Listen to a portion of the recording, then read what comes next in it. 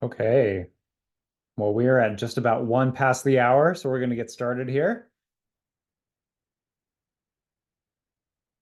Welcome, everyone. Welcome to Tools and Resources for Climate Care. This is the first webinar in our Faithful Preparedness, Faithful Resilience series that we are co-hosting with SBP. Thanks for choosing to spend your afternoon or evening with us. My name is Avery Davis Lamb. I'm one of the co-executive directors at Creation Justice Ministries. The mission of Creation Justice Ministries is to educate, equip, and mobilize Christians and Christian institutions to protect, restore, and rightly share God's creation. Today's program and this webinar series is part of our Faithful Resilience program, in which we are asking the question, how can our churches be hubs of climate resilience in our communities, helping our neighbors weather the physical, social, and spiritual storms of the climate crisis? Over the course of this series, which will last the year, we will be working with our partners at SBP to share faith-rooted, practical ways to prepare for climate disasters in your congregation and to build resilience alongside your community. Today, we're looking at some practical tools to both discuss and build resilience in your community. We'll be looking at the Faithful Resilience Guide and the newly launched Faithful Resilience Story Map Collection. And we'll be hearing the story of a church building resilience through solar. Today is about seeking inspiration and seeking models for resilience through tools and through stories. So we hope that you'll leave this webinar with some ideas about how you can start the process of building climate resilience in your congregation or community. We have two guests today who I will introduce later. You'll see on the screen Molly Johnson and Reverend Diana Wilcox. Let me share our roadmap for today. So after these introductory remarks and our opening prayer from Reverend Wilcox, I'll start us off by sharing some background information about Faithful Resilience. Molly Johnson will share about our new mapping tools for resilience, and we'll pass it over to Reverend Wilcox to share her story. We'll have time for Q&A at the end, so be sure to save your questions. And all in all, we'll aim to get you out of here at about 15 past the hour. So for me on the Eastern time, that's around 7:15 p.m. A few housekeeping things to note.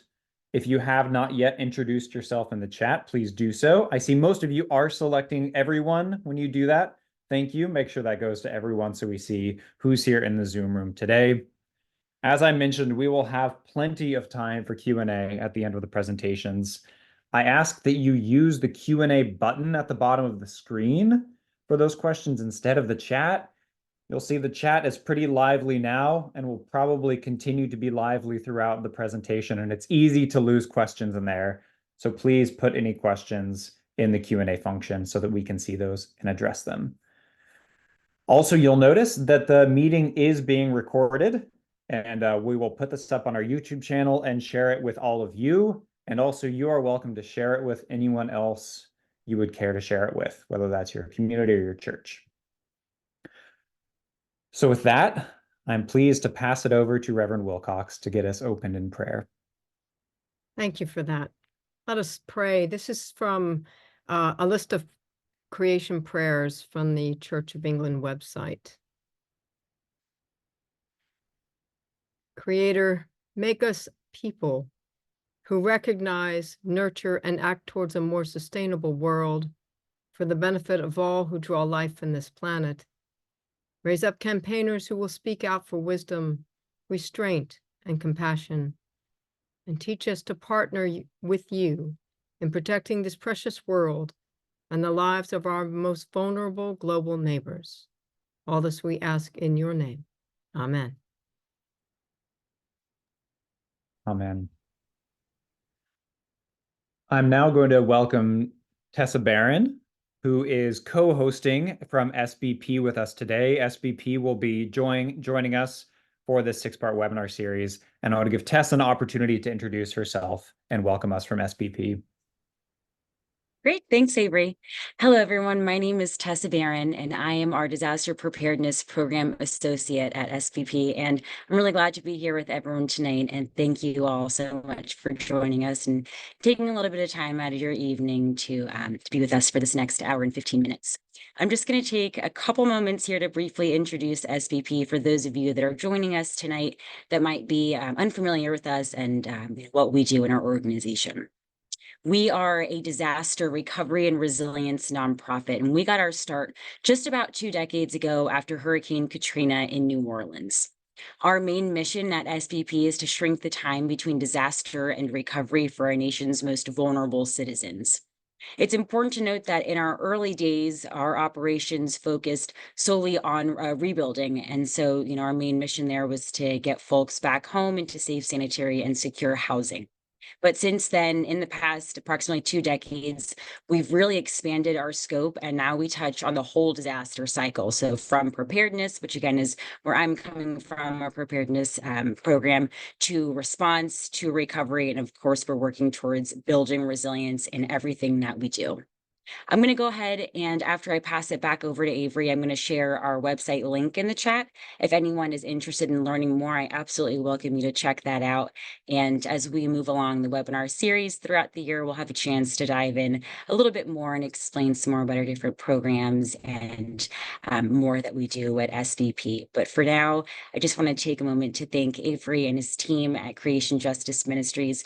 We are really excited to kick off the series tonight. We've got a great session to start off the entire series, and I'm looking forward to leading everyone through a session later on in the year. But again, thank you so much to Avery and your team, and again for everyone joining us this evening, and I'll go ahead and pass it back over to you. Thanks. Thanks, Tessa. And we're so grateful for this partnership. The mission of SBP is so important, and it's really important as communities of faith that we're partnering with you all in recovery and resilience. Okay, so I'm going to get us started on the program for this evening. We're finally there. So I will share my screen, and I'm going to take just a few minutes to share a little bit of a background on faithful resilience. So as I shared earlier, we have a guiding question for our Faithful Resilience program at Creation Justice Ministries that it's really important that we ground ourselves in, both here and for the extent of the series.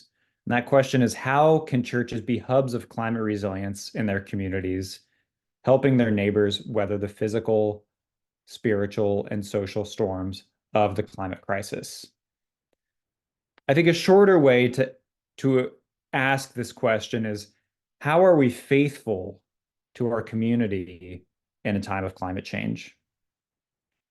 I think the last couple of years, what we've seen is that climate change isn't just another social issue for the church to take up, but the ways the climate disasters, the slow violence and the rapid violence, like floods and fires, the ways that these disasters are affecting our communities and those we love, strikes to the core of what it looks like for the church to be a faithful witness in the next centuries. What we're trying to do is better understand the church mission in a time of climate breakdown. Our churches are in the midst of this breakdown in both physical and in spiritual ways. So often, these photos are the backdrops of our communities being affected by floods, being affected by fires. Often, we are the only places of refuge in climate disasters, serving as shelters, cooling centers, food pantries, building the kind of preparedness and resilience that we need. And at other times, our services provide for trauma. Our rituals provide space to make meaning in the face of the meaningless. Our community action helps cultivate hope in the midst of what can feel like hopelessness. So, how do we respond? What do we need to do to respond? Well, we need to deepen our understanding of what is happening. What is climate change doing in our communities? What is happening now? And what do we understand might be happening in the future? And when we deepen our understanding, we also need to deepen the investigation into how our community can respond. What might we do to care for our community, given the likelihood of future changes. At Creation Justice Ministries, we consider this the work of faithful resilience. Now, I want to take a moment as well and share a definition of the word resilience, because it's a word that gets thrown around a lot, and I want to make sure we're on the same page about what we mean when we say resilience. So what we mean is that resilience is climate change mitigation plus adaptation plus deep democracy. And what we mean by that is resilience has to include climate change mitigation, which means reducing our climate emissions as quickly and as substantially as possible, right? By reducing emissions, we will prevent future warming and we will protect our communities. Adaptation, which means making the changes in our communities, social, physical changes, spiritual changes that mean that we can still thrive in a climate changed world. And then deep democracy, which means changing those systemic issues which have kept out those people who are on the front lines of climate change. The irony that the folks who are most affected by climate change are the ones who are most often left out of civic processes. So ensuring that we are solving those problems as we move forward. So an easy way that I like to think about this is that resilience is not about bouncing back from a disaster, but it's about bouncing forward toward a more just and equitable society. So what does this look like? Well, a few literal images of resilience here, and we'll get another one today from Reverend Wilcox. But maybe it looks like planting mangroves or planting trees in your own space, or working with a community organization to do that, to address heat stress, to build resilience. Those trees draw down carbon. Maybe it looks like rethinking rituals in our community to draw us closer with creation and closer with community. Or maybe it looks like organizing people to be prepared to go out with flood buckets whenever there's a flood in our community. What this looks like is it's seeing what assets we have as faith communities and leveraging those to share with the community. It requires seeing with clarity what are the gifts, what are the charisms of our community, of our congregation, and understanding how those can address the climate cause needs around us. So how does this align with what we know about building effective resilience? Well, I've done some digging into the academic literature around resilience. I've studied this stuff for a few years. So I want to share just a little bit about what I found. There's a wonderful article from Kais et al. Called Community Capitals as Community Resilience to Climate Change.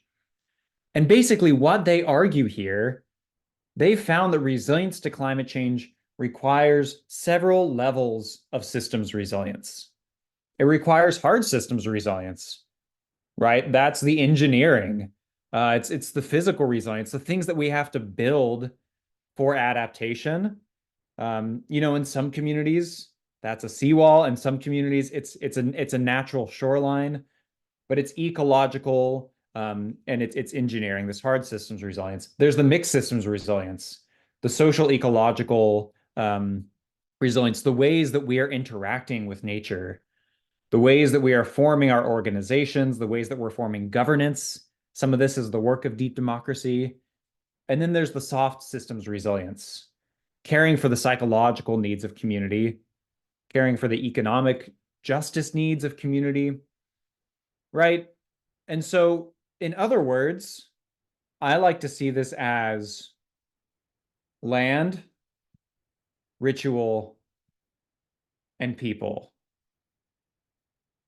And land, ritual, and people are three things that we have as faith communities. So where do we start as a congregation? Maybe we don't have all three of these, but maybe we have one, maybe we have two. So what's the process that we can take to better understand these gifts that we have and to build resilience? Well, one tool that I want to share with you all today is the Faithful Resilience Guide that we've developed at Creation Justice Ministries. The Faithful Resilience Guide it's a 6-part guide that takes you through these 6 different themes around building resilience.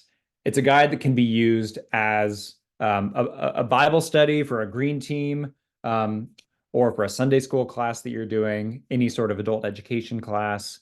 It's also a guide that could be the basis of a sermon series. If you are someone who preaches and you're wanting to build a series around what it means to be a resilient community, this could be a helpful guide to do that. For each of these themes, we ask these guiding questions. How can we change how we treat our land to care for our neighbors and build resilience? How can we create a just and beautiful world for our neighbors? How do we welcome our local and global neighbors? How can our worship and teaching encourage the building of a resilient community? And then for each of these, there's both scriptural grounding, there's practical solutions, and there's discussion questions.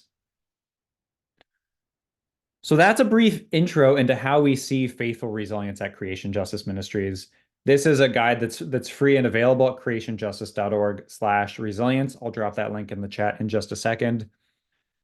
And in just a moment, I'm going to pass it over to Molly Johnson, who has taken the Faithful Resilience Guide and has done something really cool with it, which is make it into a story map, an interactive story map that you can use on the computer, that you can share with your community as a part of a Bible study or whatever else you're doing. So with that, I am pleased to introduce Molly Johnson. So Molly is serving as the Environmental Justice GIS mapping consultant with Creation Justice Ministries. Molly also works as a community planner for the Naugatuck Valley Council of Governments. She holds a Master of Environmental Management from the Yale School of the Environment. Her past experiences include planning the National Adaptation Forum on Climate Change Adaptation in North America, advancing food sovereignty efforts while serving as a Tribal Resilience AmeriCorps Vista at Fond du Lac Tribal and Community College, and teaching strategies for living with the land while serving as a Jesuit volunteer at Sitka Conservation Society. Molly's passionate about approaches that advance environmental and climate justice and encourage healthy communities. Molly, over to you. Thank you, Avery. Let's get set up here. Oh, so it moved on me. Okay, so I'm really grateful to be here, and thank you, Avery, for having me. It's an honor to speak with you all today. As Avery mentioned, I'm Molly. I work as the GIS consultant with Creation Justice Ministries, and I'm happy to introduce the Faithful Resilience Collection, a collection of our GIS story maps that we've created based off of the guide that Avery just introduced to you all. So really, in terms of the collection itself, our key goal is to encourage congregations to take climate action rooted in environmental and climate justice through the support of GIS map visualizations and engagement with other resources. And Avery will be sharing the link with you all in the chat there, so you can peruse as you would like as I'm talking. Before I go any further into the tool, I wanted to talk a little bit about limitations of GIS and reground us in what brings us here together today. So as you likely know, because you're here today, creation is stressed and suffering. It's been colonized, divided, displaced, privatized, subjugated, and segregated. And many and some of these systems that we've engaged in have even been justified through improper applications of Christianity. And so really, in order to move forward from this suffering, at which I see climate change as a symptom of, is to move forward in a lens of healing. And so how does this relate to GIS? Well, GIS suffers from the same potential sins as the rest of us. And so really, when you use a tool like GIS, you want to be using it with intention, and you want to be using it with the mindset of connectivity, of healing, of growing relationships. And so be critical of the data that you see. And I say this for our tool, but also for when you engage with other climate tools or other tools you might be using for climate resilience planning in your community, because in the past, maps have been used in ways that have hurt people and have hurt communities and the earth. So we just want to acknowledge that and really encourage you to, after using our tool, go out, walk the grounds of your church, get to know your neighbors if you don't already engage with them, and really think about it as a way of building connection, and always ground truth, which is just fact checking what you're identifying along the way.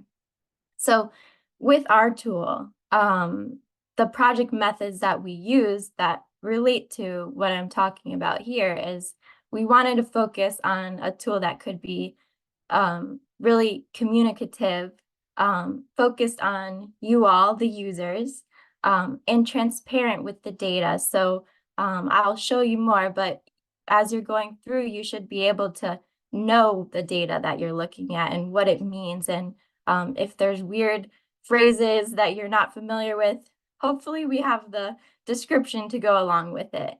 And with that, especially because we have an amazing community through Creation Justice Ministries, we really wanted to center that. And so you'll see throughout the tool that we highlight different stories of congregations who've engaged in climate resilience work. And we really want to lift up and celebrate the work that's being done.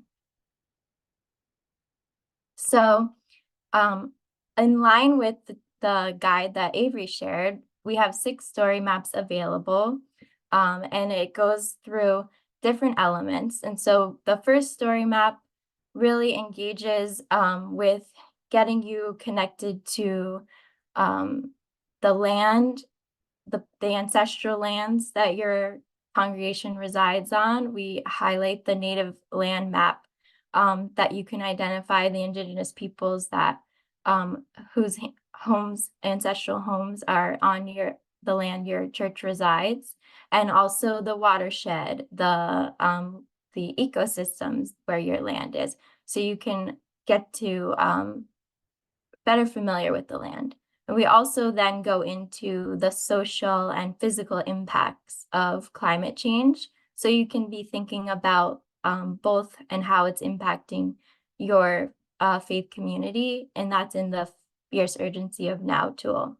And the tools continue on. I won't go into all of them. I'll let you do that yourself, but we have 4 other great story maps as well. But I thought what would be useful today is to really give you some tips about engaging with the tool. So here is an example of our physical impacts web application that is a map that is within the story map that you'll find. And so you can see, here we go. I have arrows on here, so hopefully you can follow the red arrows, but you can see one of the my favorite features. I have a lot of features I like, but on here is that you can see the location tool. So you can enter the address of your faith community, or maybe even your home address, whatever you want. And you can zoom in to get a better idea of how different climate impacts are affecting your community. And then you also, once you're zoomed in, you can use these zooming in and out feature, so you can navigate it that way. You'll see over in the lower left corner of my screen is the 3 lines, and that you'll see throughout our tools is just ArcGIS's symbol for a legend. So when you click on that, you'll be able to see these sorts of boxes that give you some insight into what are the symbols you're seeing on your screen. And you can scroll through there and get a better idea of what it really means. And then another one of my favorite features are these information icons. And so if you're looking at this and you're wondering, what is this telling me? We have these descriptions through the information icons that will then give you a good description of the data that we used and also what it means. I didn't put it on here, but if you click on in the map itself, you'll be able to see. So in addition to that, I wanted to give you an example of what happens when you click on the map itself. And so here you'll see an example from Maryland. I zoomed in to this area, and I want to see more about the Shorter's Wharf fire. So I clicked on that fire, you'll see on the lower left, and it gives you some insight into the data. And this is from the Office of Wildland Fire from the Department of Interior. So the fortunate thing about the wildfire map is that it live updates based off of their data set.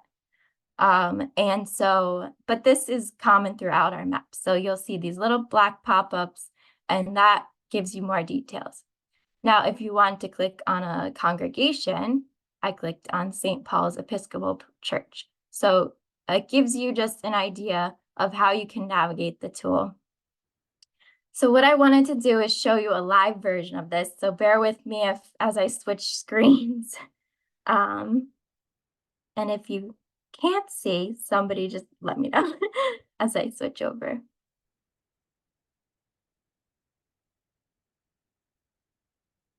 Okay, so here you can see I'm in Hey, Molly, we're still looking at your PowerPoint.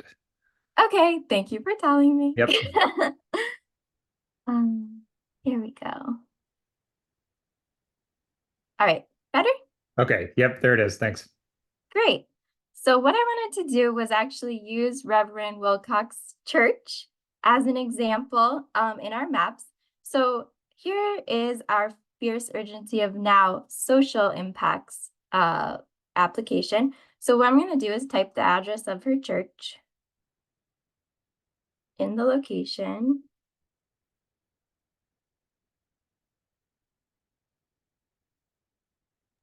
I think you typed Avery instead of Avenue. That's We hilarious. have Avery on the call. Avery on the mind here. Okay, Hi. so here we go. So it zoomed right in. You can see if I click here, Christ Episcopal Church. And what I'll do is zoom out a little bit. So this tool, if you're wondering, and let me just move this. Okay. So this tool, it highlights the climate and economic justice screening tool data. And if you want to learn more, you can click on this information icon. I won't read everything here, but one of the features about this specific data is that it's been used in the implementation of the Federal Justice 40 initiative. So this might be something really helpful for you if you are applying for grants that could be using Justice 40 funds. So we want to see how close is Reverend Wilcox Church to a what's considered a disadvantaged tract in the CJS data. And I will just say that that's their determination. So I'm not the one to decide that. But you can see that relatively close is this tract here, this considered disadvantaged, and then nearby more south are also some disadvantaged tracts. And then if we wanted to know a little bit more about the tract that Reverend Wilcox's church is in, you can click on the tract here and scroll down. And this is what I was giving an example of, the codes that can maybe be a little confusing. So in the information section, you can go through and you can look at the code, and then here's a description available. Okay. So then I want to move over to looking at a physical impact near Reverend Wilcox's church. So again, I'll type in, I know I'm close, but oops.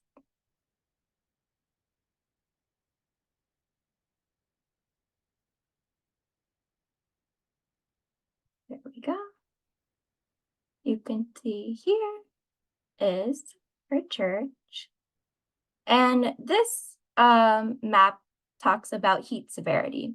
So you can see that very close by, communities are experiencing, on average, higher temperatures. And this data comes from the Trust for Public Land. So I think I just wanted to give that background because I think Reverend Wilcox will be talking more about that. But I guess I just have a couple more things I wanted to share about the maps. So I'll switch back to my PowerPoint. Here we go.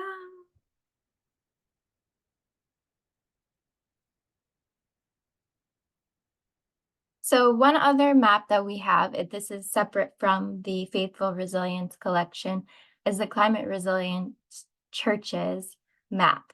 And fortunately, this is how I was able to first meet Reverend Wilcox, because she submitted some of the work that they had done about climate resilience to Creation Justice Ministries to get her church put onto this map. So I just wanted to, I guess, maybe make a plug. We love to highlight our communities that are doing this work.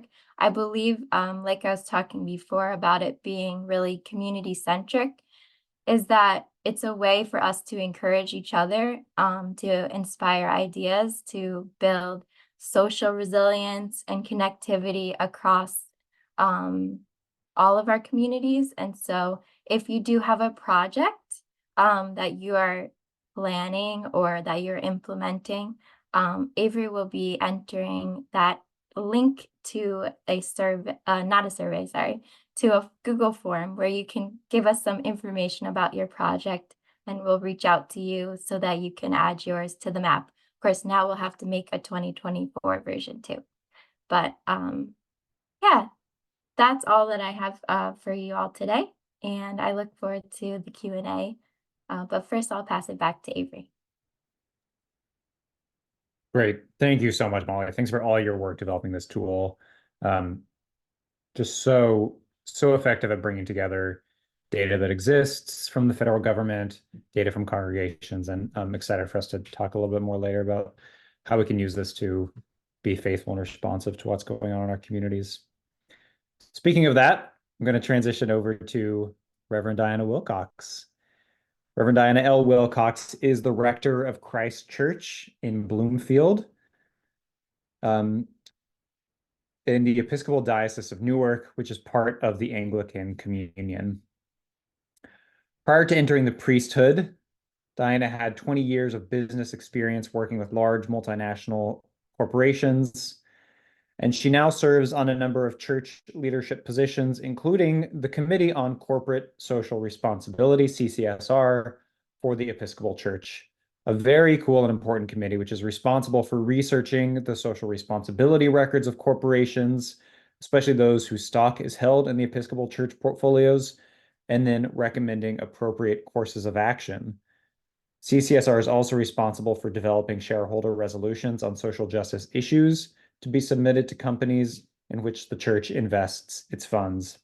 Reverend Wilcox serves on CCSR's Mining and Fossil Fuel Subcommittee with a focus on Indigenous rights and deep sea mining. Reverend Wilcox received her Master of Divinity from Drew University, and she is a lecturer in business classes at Montclair State University. Diana, I'll pass it over to you. Great, thank you. And I've just got to say the presentation by Molly just in the short time I've been working with these folks, I realized just how little we have actually done and how much more is possible. So I'm just excited about this new collaboration. So I'm going to share my screen, and hopefully everybody will be able to see that. Everybody seeing that? Good. I received this information about this resource kit, this toolkit that was being created as Molly just went through, and I was very excited about it because we had just completed a large solar installation on our expansive church facility. But just to step through, I'll go through who we are and why this was important to us, and the scale of the project, and how a church, my church, wiped out financially by the pandemic, could do this. The benefits that we see, financial and creation care, and the next steps for community resilience. As probably everyone's aware, New Jersey perhaps isn't always thought of when we think of climate change disasters, but of course with Superstorm Sandy and recently Ida and others, we have been impacted tremendously. And I'm just going to show you this little clip. This was taken outside the doors of my church.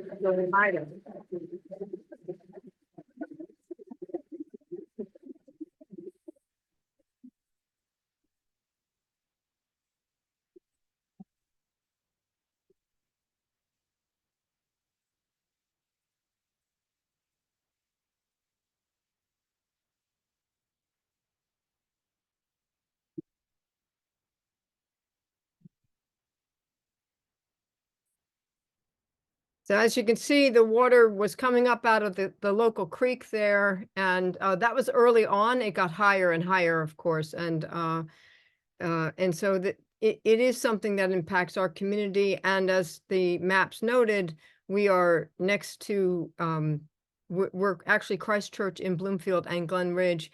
Bloomfield is this area in Essex County is between very substantially wealthy areas and also substantially poor communities. So we kind of sit right in the middle of this.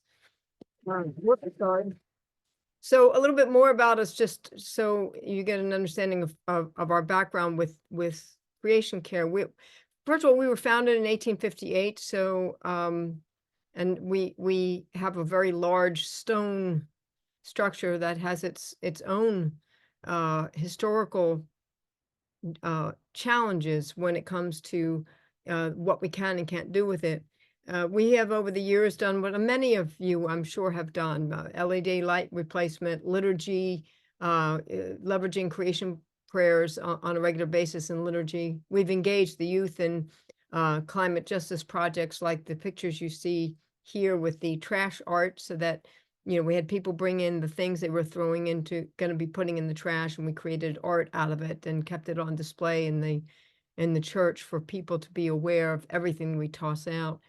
This over here, this 10th Station of the Cross, we do a Station to the Cross in community where we talk about the ways in which we have crucified Christ today, and then we physically nail that particular thing to a cross. And the 10th station is about creation and the ways in which we have harmed it, and of course some other things like letter writing and so on. So this is something that's been up front in our heart and minds.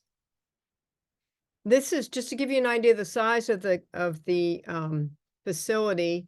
This is the interior of the church itself, which is located, I'm just going to move this so I can see what I'm doing here, which is located here in this photo. And then we have a choir room here, and then the parish hall, which is the size of a gym, and it goes all the way back with classrooms for our nursery school. This building over here in the center is a church offices and nursery school, and over to the left we have a playground and the caretaker's apartment and the nursery school. So it's a very large facility. And so on the next slide, this will show you an overview taken by an architect who's a member of our parish of the solar installation itself. And one of the things you're going to see is a white rubberized roof. And that was because the solar installer told us that part of the roof only had about 5 to 6 years on it.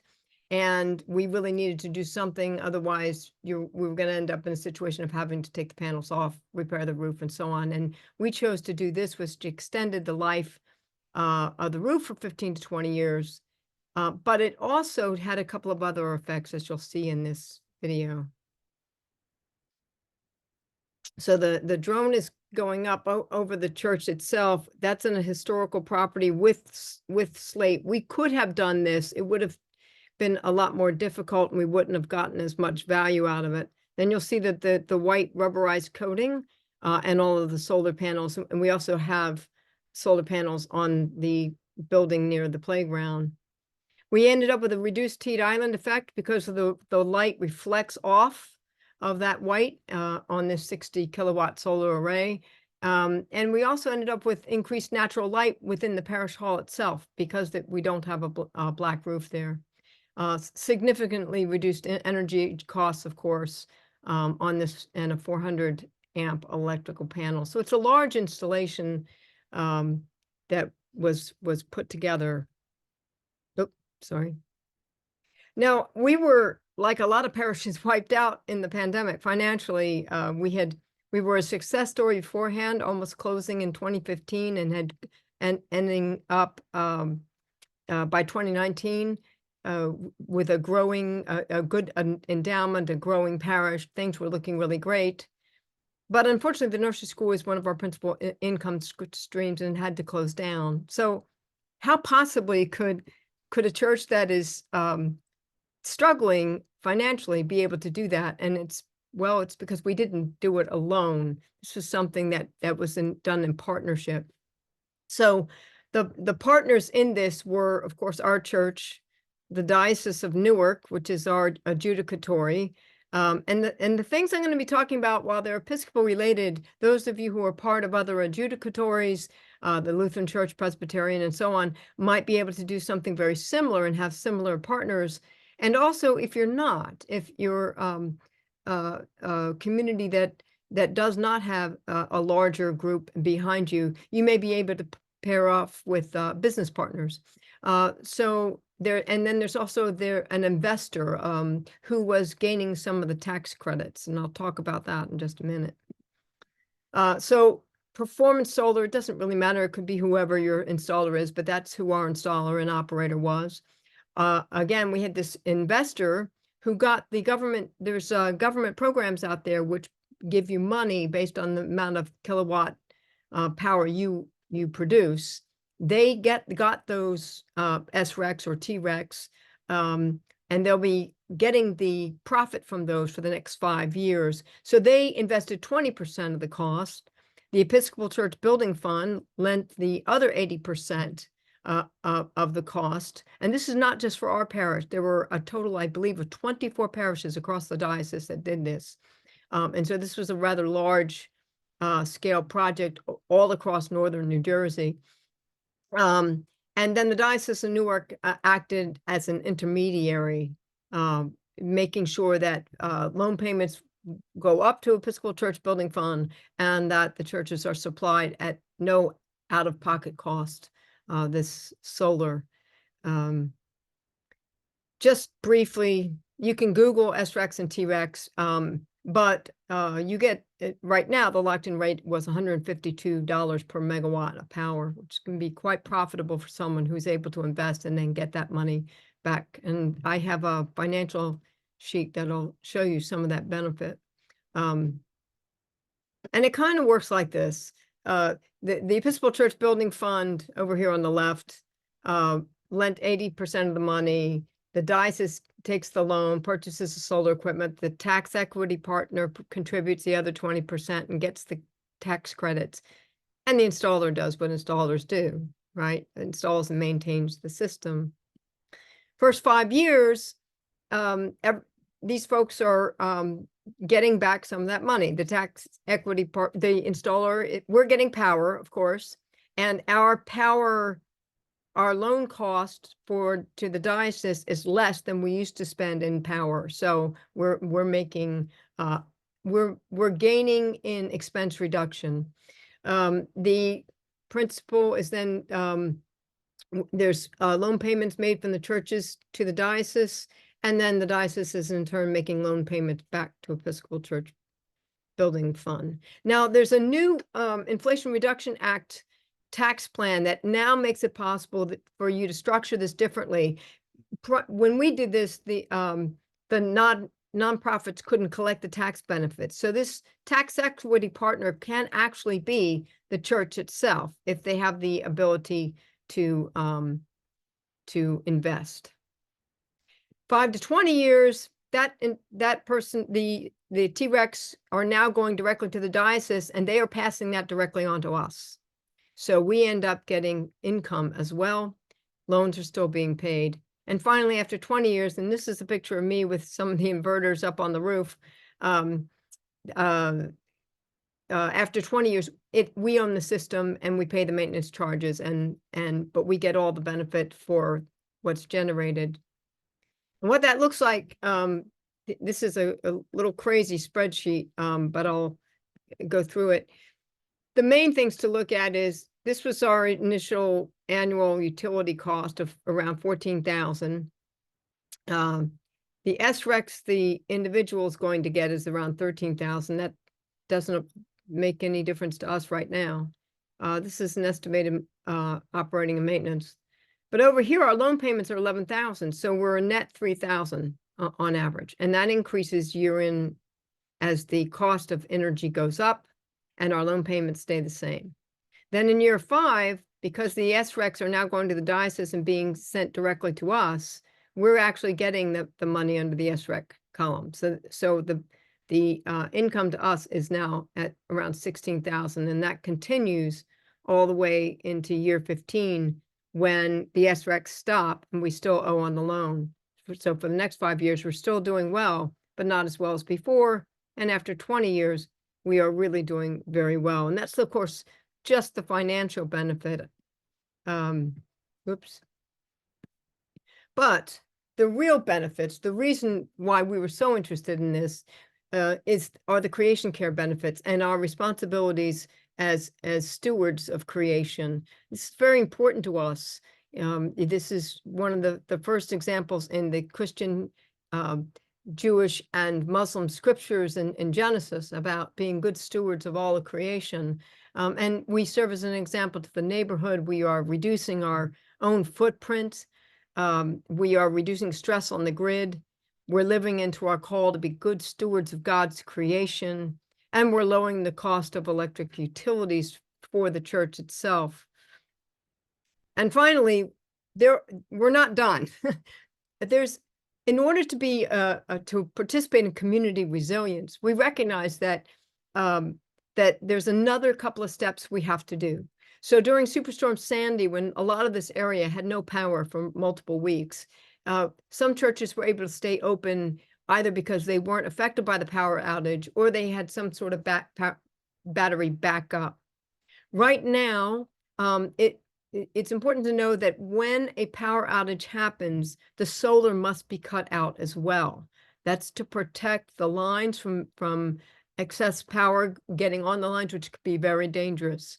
So how does this help us stay open and become a refuge center? Well, if we have battery backup systems that are also charged by those solar panels, then those battery backup systems, just like regular generators, become a way to sustain power and become a center of refuge. And that's something we are very interested in. The other thing that I was thinking about, and this is one of those things that all of the work with Molly has really kind of got me wondering about, is how can we partner with those other 23 church installs across northern New Jersey to create some sort of web of resilience, some sort of network of community power. And I don't know what that looks like, but I'm pretty excited to find out. We'd also are thinking about installing an EV charging station. We have a number of apartment buildings around here. And if you've ever looked at electric vehicles, you know that if you live in an apartment building, it can sometimes be prohibitive to be able to go into an electric vehicle because there's no place to actually plug in at night. And we're going to continue work with Climate Justice Ministries, Green Faith, and other partners. And so that is my presentation about the install that we did at our church. Excellent. Thank you so much, Reverend Wilcox, and thank you, Molly, for those presentations. We are going to transition into the Q&A now. So please take a few moments to get your thoughts together, any questions that you have, and drop those into the Q&A function. I'm going to start us out with a question that I have. What I love about this this presentation is that we're using GIS, we're using spreadsheets, we're using these things to care for our neighbors, right? That it's not super sexy to look at spreadsheets and to look at maps, and maybe not everyone here thought they'd be coming to ostensibly a theology presentation to look at maps and spreadsheets and Excel formulas, but I think that this right here is the work, right? This is the work of understanding what's happening in our communities and responding accordingly. So if this is where we start the work, my question for you all is, how might you, or how might we as the church, use these data-heavy tools, whether it's GIS or financial analysis for solar or solar power? How might we use these tools for Christian formation? How can we use these tools to be more loving and faithful? So let's start with you first, Molly, and then we'll go over to Diana. How could you imagine us using these tools? Yeah, definitely. So, what came to mind immediately when you were saying that is, so the reason that we have the whole social impacts map is that we know that climate change, while it impacts everyone, it impacts people disproportionately. And so, especially our low-income people and people of color. And so why we have the tool with the climate and economic justice screening tool data, and also the US EPA EJ screen data, which I didn't get to show you all today, but is really to encourage people to consider their neighbors and where their congregation is. And I believe that most congregations likely already do in some way, providing food to people or other things. But, there's a lot of work to do in creation care with helping reduce heat island, with the roofs, like Reverend Wilcox said, but also, street trees, green infrastructure, people call it, just ecological benefits in the area, providing green space to people. So I think that there's a lot of ways that the GIS tools can help us to identify who may be missing from our community conversations already, and encourage us to engage with people who, who should be engaged.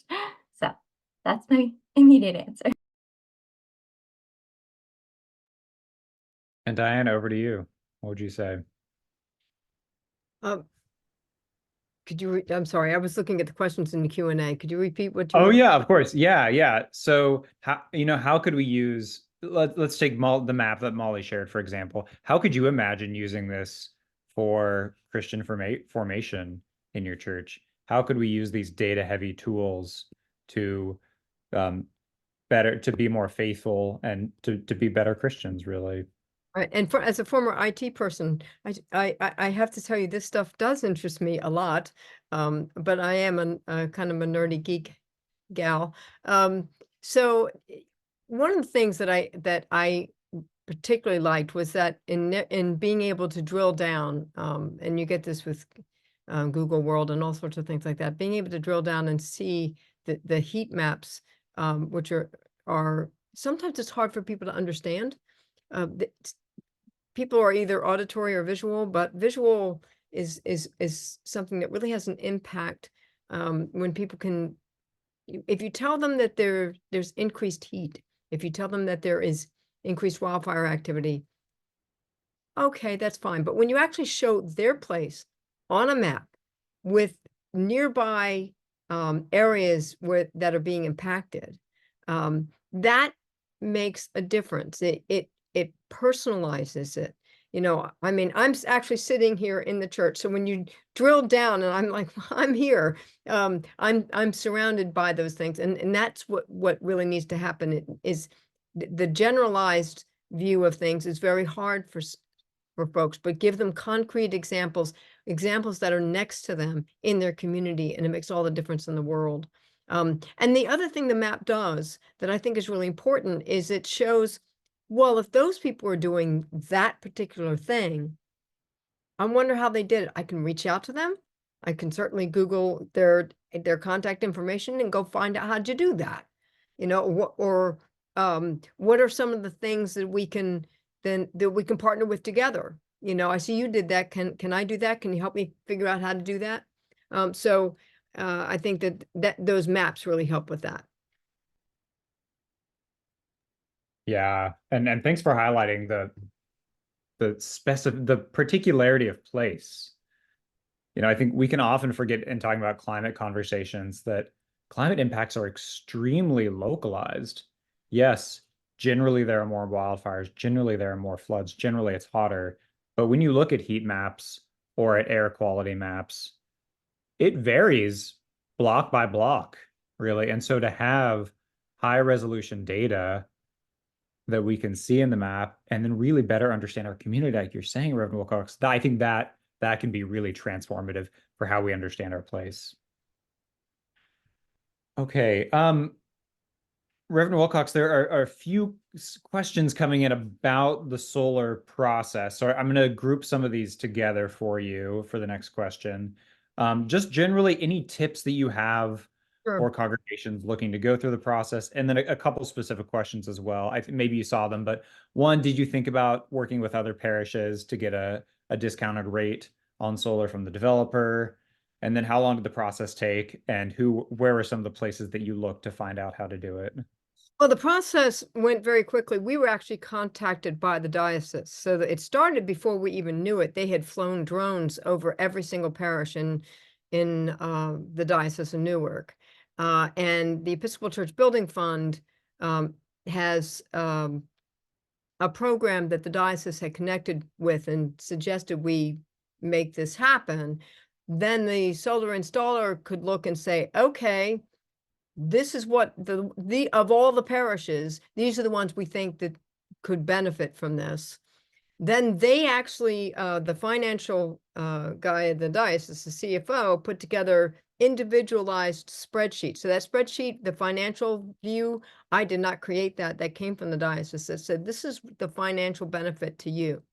And lastly, because it didn't cost us any money out of pocket. So many churches and other houses of worship are struggling right now. We want to do the right thing, but we also want to repair the roof because it's raining on us on Sunday, right? We've got serious financial things that we have to focus on. So having an adjudicatory behind you that can help. But if you don't, there are other possibilities.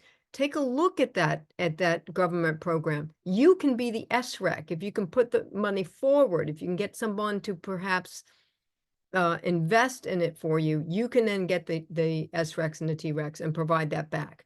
So if you are Episcopal and you're on this call, talk to your diocese and see if they can't work with Episcopal Church Building Fund. But if you're not, if you're part of an adjudicatory, show them what this has happened, how this has worked. And if you're not with any of those things, take a look at that program. This presentation will be part of what they send out, I hope.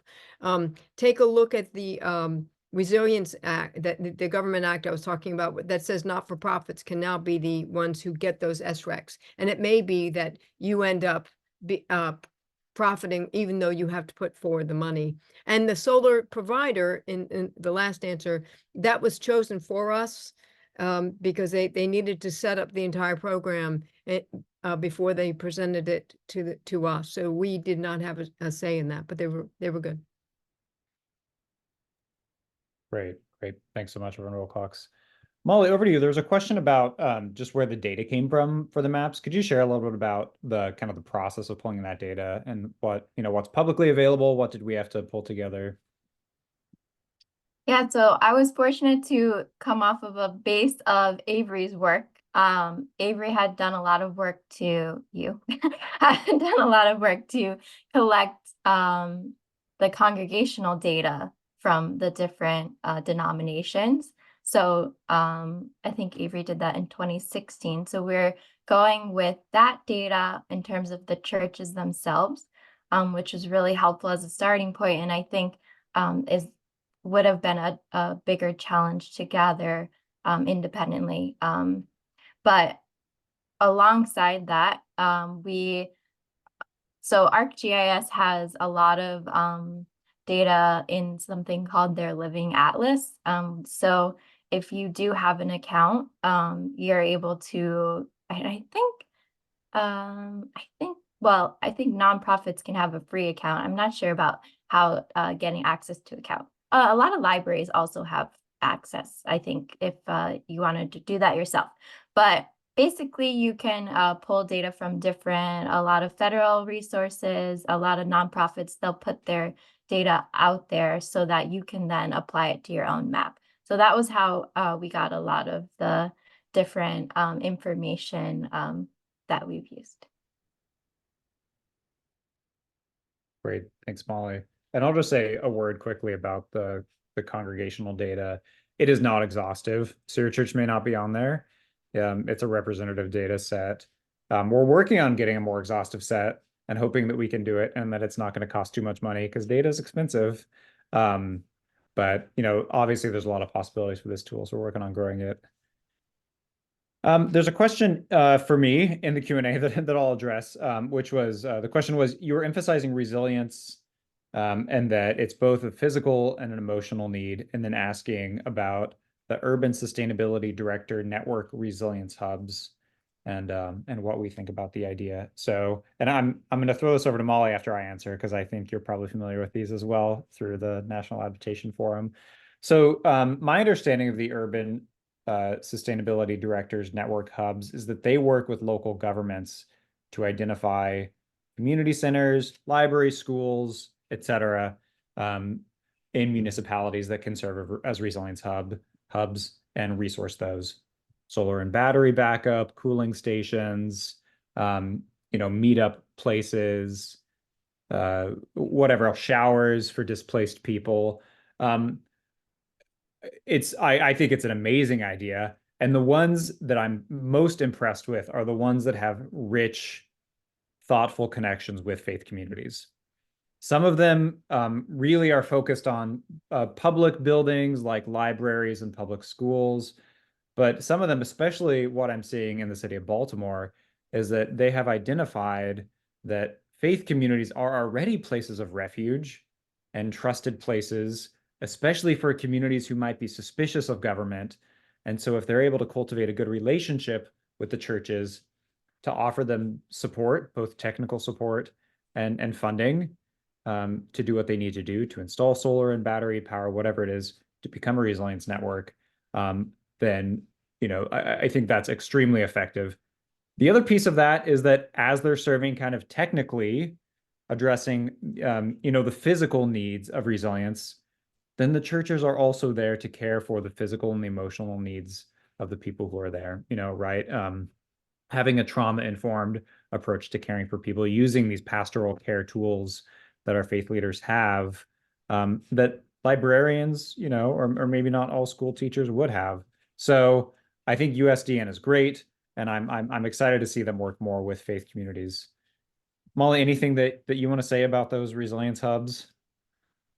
Yeah, well, I think you had a great response for that, but what I will add is, I guess it just kind of like reminded me that for people who are considering implementing climate resilience in their community, there are many, many partners that you can seek out who are experts at the work.